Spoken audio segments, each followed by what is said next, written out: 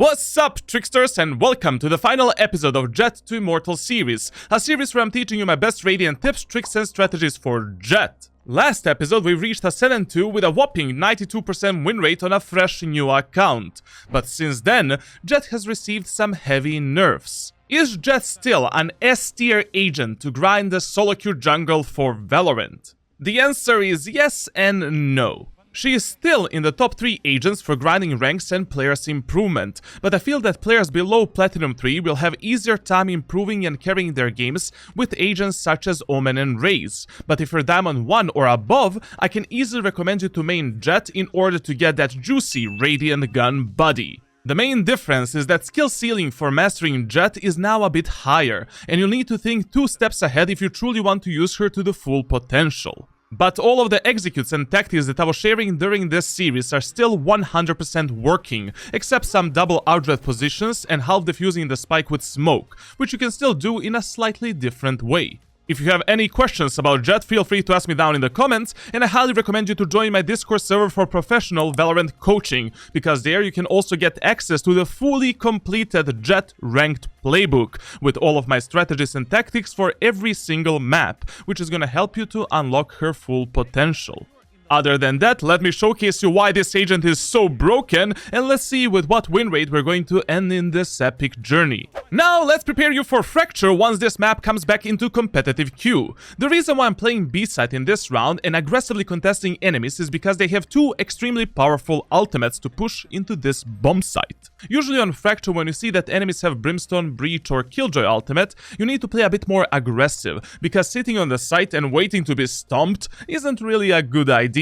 And on this map, when players have any AoE ultimate on attacker's side, 70% of time they will call for a push on B site. That's why understanding the gambling aspect of Valorant and game knowledge is extremely important for your SoloQ grind, in order to have good decision making. Also, this is one of the best pixel angles that you can hold with Operator in Arcade. In the previous episodes of this series, I've already explained how to improve your reaction time in order to hold these tight pixel angles. But one thing that I didn't mention is the proper crosshair placement. With Operator, we are obviously always aiming at the enemy's torso level when it comes to vertical crosshair placement, because it's stupid to go for a headshot with this weapon. But when it comes to horizontal crosshair placement on these tight angles, you should always place your crosshair towards the ending position of enemy's peak.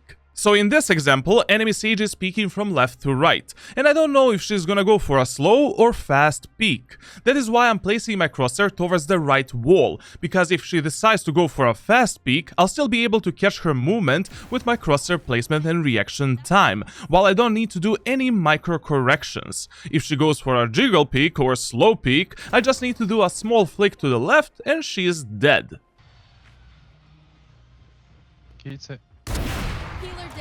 Ah, il va. Enemy, no charges left.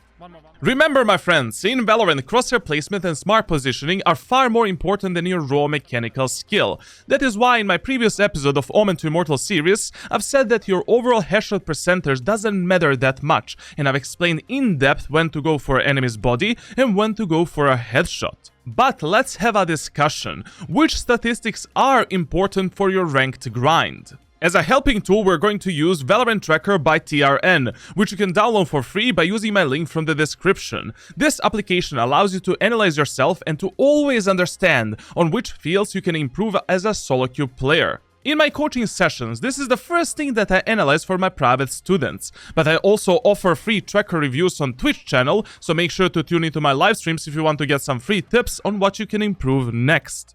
In this specific example, we're going to use stats from one of my Radiant accounts in episode 6, Act 2, where I've reached top 100 players on leaderboard with 700 rank rating. You can see that I have an overall 70% headshot, but I still have 1.15 KD and 53% win rate, which means that I'm able to carry my SoloQ games. If you have a KD that is really high, but your win rate is low, that means that you're not playing Valorant in a smart way, and you're focusing too much on the kills instead of fully controlling the economy and outcome of your rounds. That is why KST is also really important, the amount of rounds where you got a kill, assist, survived or traded the kills. If this number is below 60%, for me as a Radiant coach that is terrible, and you need to focus yourself more on proper team play. Also, one of the reasons why I'm such a valuable asset for my SoloQ teammates is the amount of rounds that I clutch. Out of 190 games, I've clutched 115 rounds. And beside that, you can see that in every round, I'm able to perform on identical levels. And the reason for that is because I've mastered variety of weapons and I have a solid strategies on every single map, regardless of my economy. You cannot play only Vandal and Sheriff 24/7 while relying on your raw mechanical skill to consistently carry. You're not Tens, I'm not Demon 1, and you need to play smart with good strategies, depending which agent or map you're playing at that moment of time.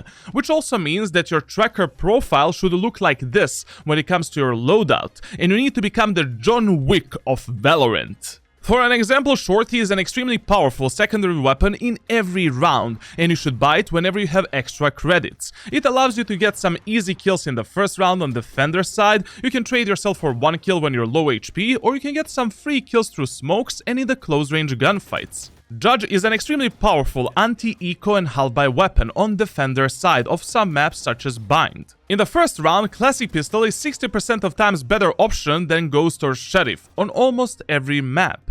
Operator is a free elo stick that you should abuse with every agent, especially on maps such as Breeze and Split.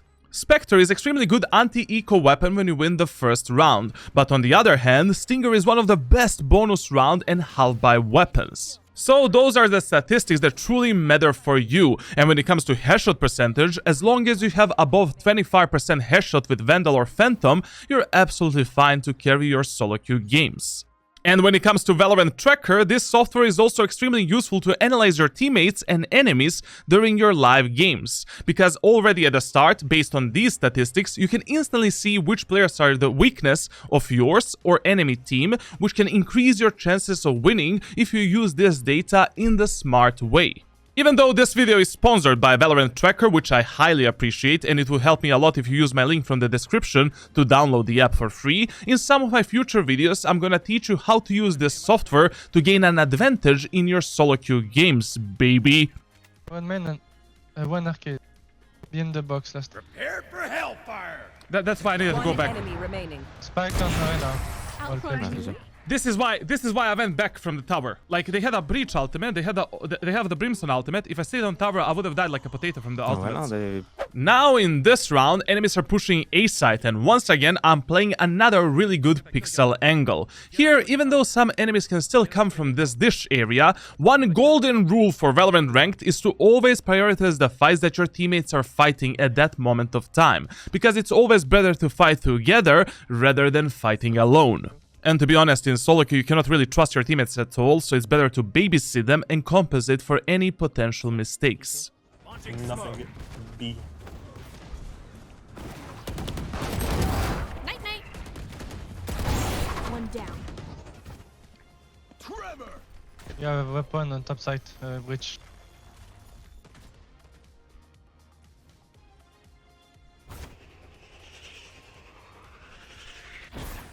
Are they on site? They can still be stands in this. I am hiding. One guy, aiming. Still main. 102 Three. Sage. Now, whenever your teammates are on the lurk or flank, pay attention on the minimap, because you need to play a bit more disciplined. Here, I wasn't forcing any fight against Killjoy and Sage, because I was waiting for Reyna and Cypher in order to play on a refresh potential and to make Subway sandwich out of them. If you pick together side on main, is win. Remaining. Is That's main. on main. Blocking sight. It failed. Others have last molly. No more mollies. Last player standing.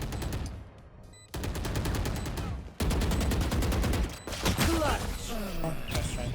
And even after playing all of these fights to perfection, we still managed to F up in the end and lose this round by making micro mistakes. In this 2v1 example, Cypher should have gone for half defuse, because he was fully covered by my smokes and I was forcing a fight with Killjoy. Plus, she missed the nano swarm, and if he half defused the spike with his second cage, he could have went for a full defuse, instead of playing the 1v1 gorilla gunfight. And what I should have done after destroying Killjoy's turret, I should have dashed away to safety in order to reset myself for the proper fight with Killjoy. Happens, my friends. That urge to get a pentakill is always within us, and that's why the amount of kills that you get doesn't matter in Valorant. It's all about closing the rounds in an easy way.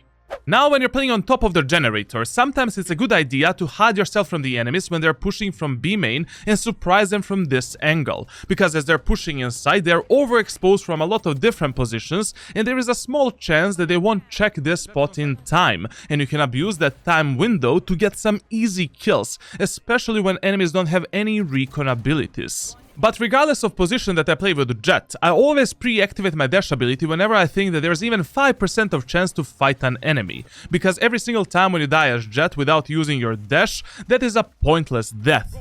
Remember, my friends, that it's always better to be safe and alive rather than sorry and dead. Also, this round is the prime example of trigger discipline and smart gunfights. Here, I didn't shoot enemy Jett through the smoke because I don't want to waste my daggers and reveal my position. When Brimstone was pushing into sight, I noticed that he was not looking at me, and instead of going for some risky headshot, I just spammed his body for an easy kill.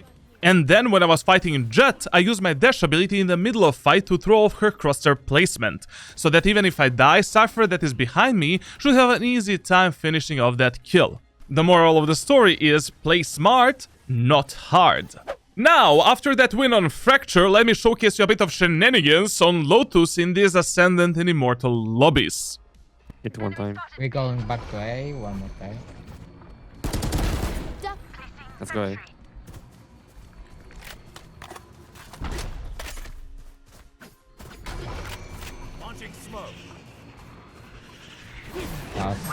Plant here, fast.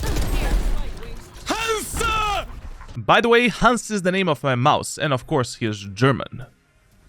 Found them. You can use your nade, PJ. Bomb grenade out. One enemy remaining. My ult's ready. Good job, boys. More tests to run. Hans, man! Bro, you're getting extra penetration tonight. Remember this radiant tip, my friends. Whenever in doubt, pull your Odin out. But let's forget about this noob-friendly weapon for a second. In this round, I was using Killjoy's turret as a cover to play on this off angle. Big brain, no aim.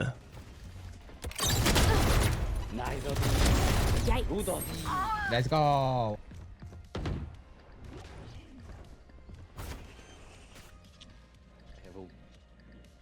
Spike planted.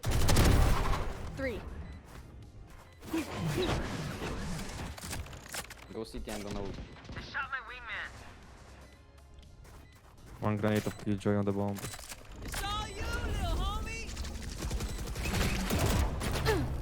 Two main, I think. One enemy remaining. Last player Not the main. standing.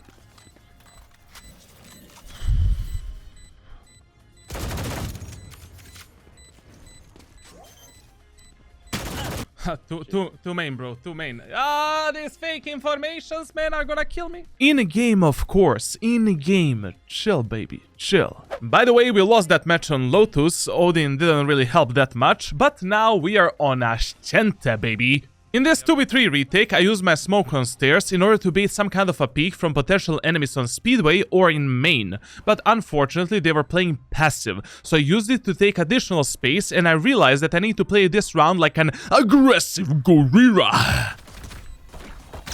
Last player standing. Eyes down.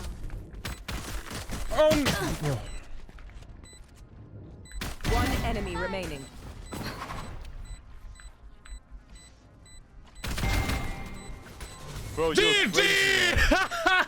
After that clutch, enemies already lost their mentality to play this match, so we easily won this game. That is why you really want to try hard in the first 4 rounds of every match, with disciplined gameplay and some good strategies, because they are usually a mental breaker in ranked SoloQ. If enemies just played this round passively in the boathouse and wasted my time for spike defusal instead of going for some pointless kills, who knows? Maybe they would have won this game. Now, the next 3 games were a bit up and down with some teammates from Elo Hell, and I just repeated my strategies from previous videos in this series. But here's a nice 4K clip for you. Blocking sight. Spike planted. One enemy remaining. Good job. No fire. Only Blocking fire. I'm holding. No flop. Also, if you sub on my YouTube channel and leave a like right now, you're gonna get a lucky charm of Radiant Gorilla and win your next 5 games in a row. We have a good thing going. Free Volhex on my Discord server. In the latest patch, the Judge has been nerfed a bit, but I still recommend you to play this weapon on close quarter maps such as Bind. The main power of this weapon is the damage output and fire rate, so until Riot Games nerfs these aspects of Judge, this is still an extremely powerful anti-eco, bonus and half-buy weapon. You can just use it as a sheriff in close-range gunfights. Oh, what the fuck, bro, there's like...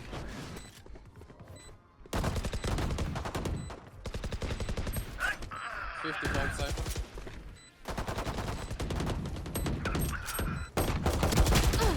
Launching smoke.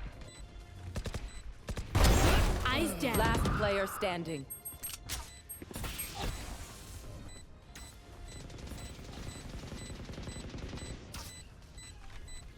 One enemy remaining. 3.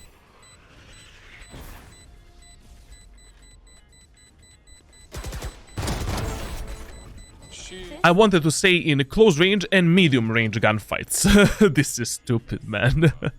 Now, after winning 2 games on Bind, it's time for Haven. Here, I threw an instant smoke to prevent enemies from peeking my teammates and to close the gap, since I have a close range weapon. But I didn't go for a one-way, because even if the enemies peek through that smoke, I can take an easy kill with Judge.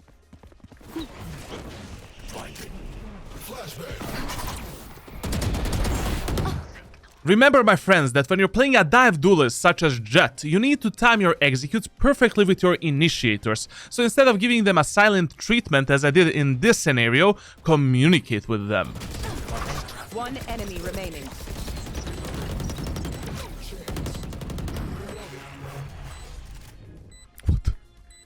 Pop flash, huh? One suppressed. Flash.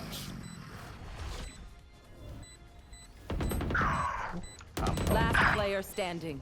We're all top. Is he low? Yeah. My ult ready. After my teammates attempted throwing this round, I asked them if Sky is low because it's 10 times easier for me to finish her off with classic triple shot instead of using my Vandal. Spike down, attacker spawn. Blocking sight. Ain't no way, bro. Bye. We don't know. But Jett needs a heal, so you should play together. Now, after that miracle survive, Homer Simpson impersonation, and my Sage completely disregarding the call to play together, I was left in a 1v1 against Sky. In a game of Valorant, you need to read the specific enemies that you're playing against, on both macro and micro level. Throughout this whole match, enemy Sky was extremely impatient, and always going for some gorilla plays. Since I have around 40 seconds to defuse this spike, I had a feeling that his inner voice of a boosted bonobo is telling her to go for a push. This is something that comes with experience, and generally speaking, you want to polish out your gameplay to the levels where the only things that you're thinking about actively is what the enemies are doing, what your teammates are doing, and how you want to engage enemies in a specific fight. Every other skill set of yours you want to improve and polish out to the degree where you don't need to think about your utility usage, strategies, tactics, positioning, executes, and so on. Everything is polished out for you, natural. Everything should be on a good autopilot mode.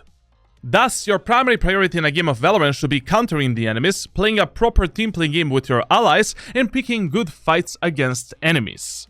But Charlatan, what if she didn't push you? This was still a bit of a gamble, but smart gamble based on previous round's information. If she didn't push me, I would have went for a late retake when there is like 20 seconds left for defusal, based on the spike's sticking sound. Think about it, chat. Just think about it for a second. Think about what I'm saying on my streams and what I'm teaching the players. Now it's time for another minigame for free Valorant points.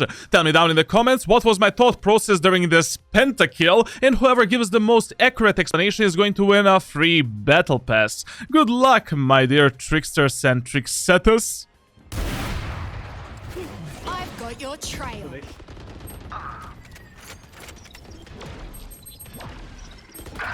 He dropped. Blocking sight.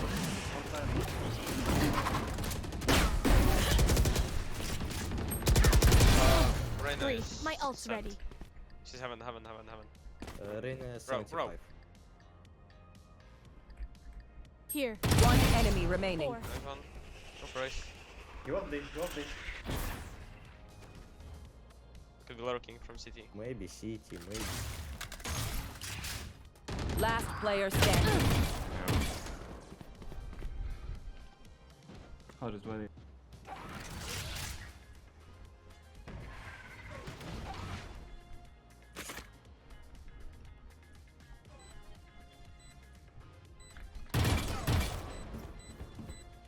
What's this?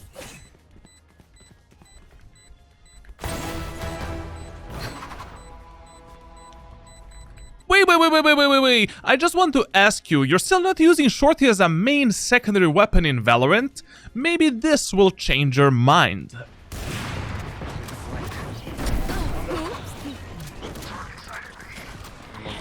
Blocking sight.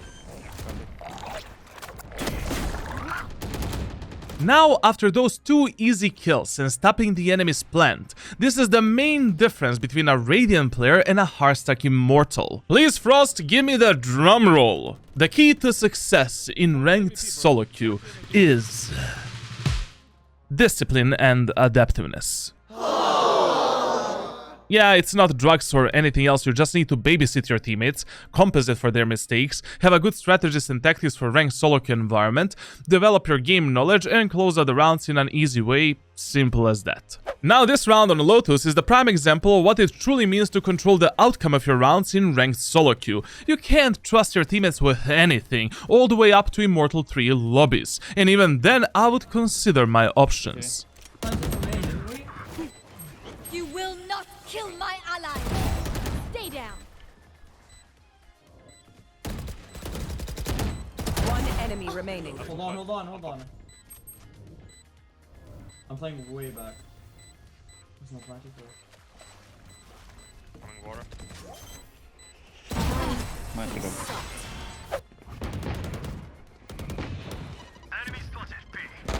Last player standing.